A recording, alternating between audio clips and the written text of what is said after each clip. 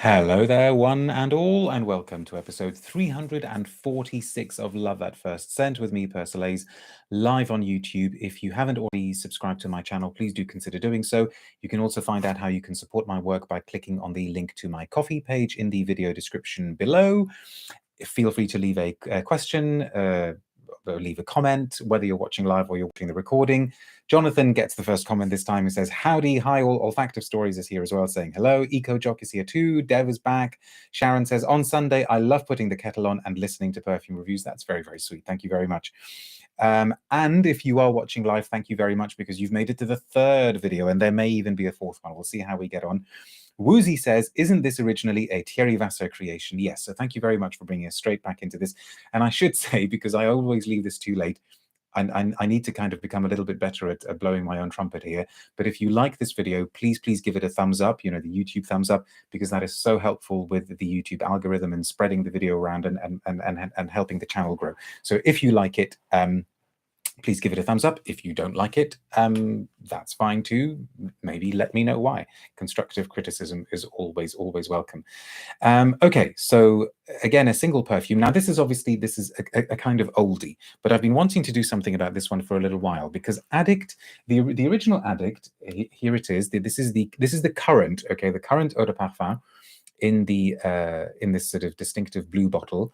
The eau de toilette. The current eau de toilette, I think, is in a transparent bottle.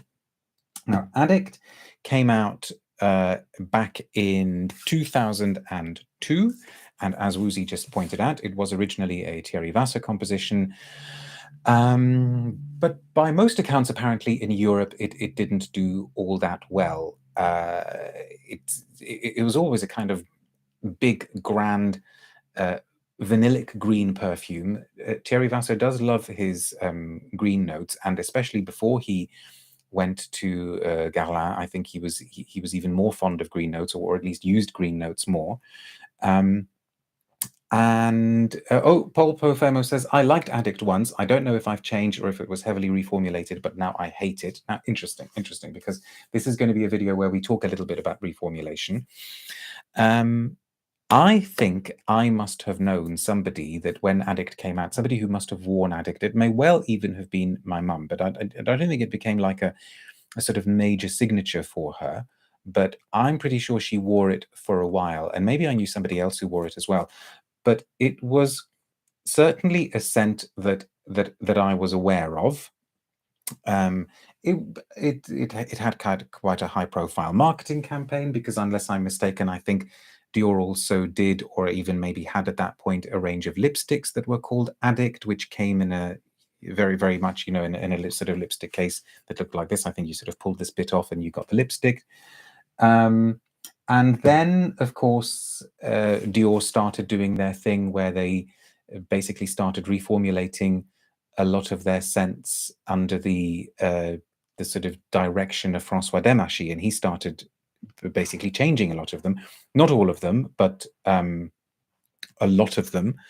And now you can find on the internet, in the sort of on the listing sites, listings for at least 3 different Dior Addict eau de parfum. So the first one, the 2002 one, credited to Thierry Wasser, and then a 2012 version credited to Francois Demachy, and also a 2014 version credited to Francois Demachy.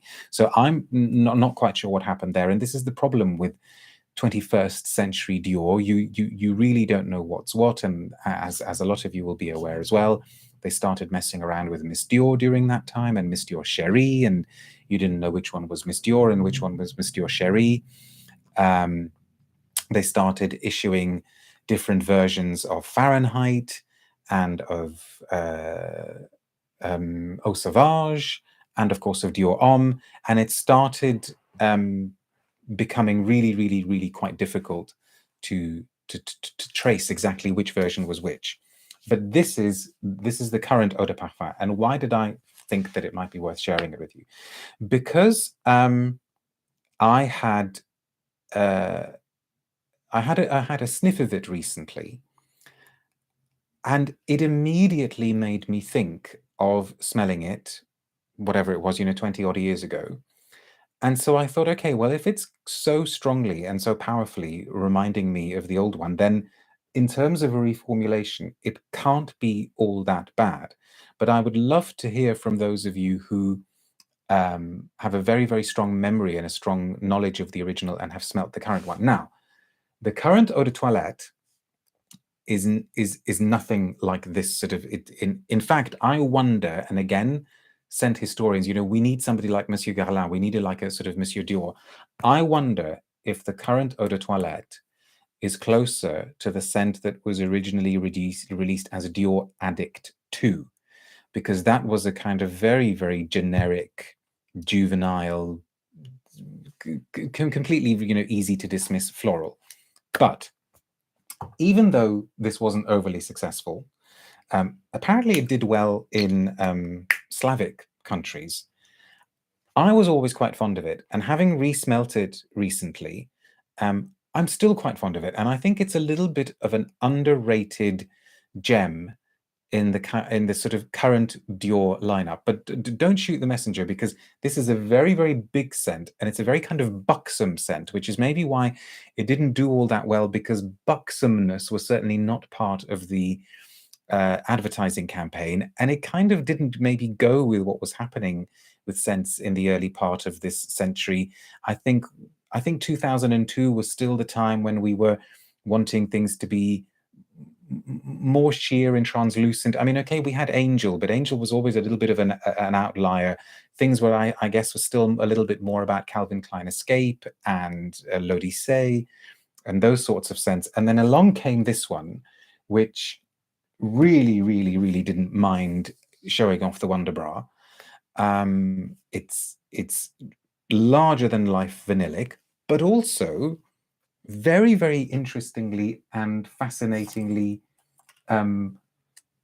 woody, to the extent that, and I mean this in the nicest possible way, it's almost like a kind of gender fluid drag queen of a scent, where the makeup is really, really heightened, the hair is really, really heightened, the dress is like super tight, the heels are ridiculously high. It's worth checking out, and it's got the most tremendous sillage. Let's have a spray. Let's have a spray. So what we're smelling is the current EDP of Dior Addict. Susanna says yes. Slavic countries confirmed. It goes well with stuffed cabbage. Don't knock stuffed cabbage.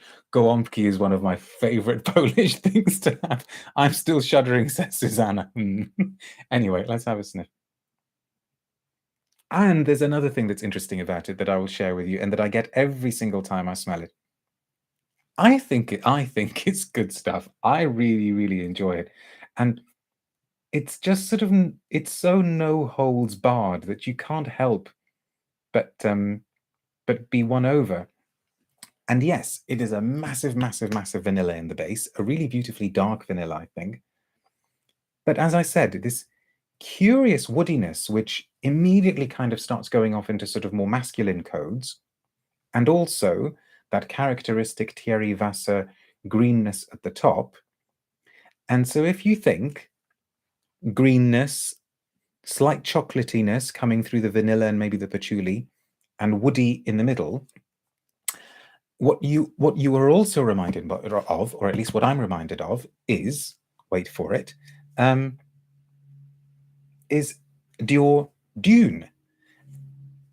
It's kind of like the heroine of Dior Dune thinking, sod all this melancholia and all of this crying, crying my life away. I'm going to go out and have a party, and I'm going to go clubbing, and I'm going to, let my hair down and enjoy myself. So this is the Dior Dune figure, the Dior Dune character, who is just thinking that she's had enough of the misery and is going to go out and have an amazing time. And I think it works.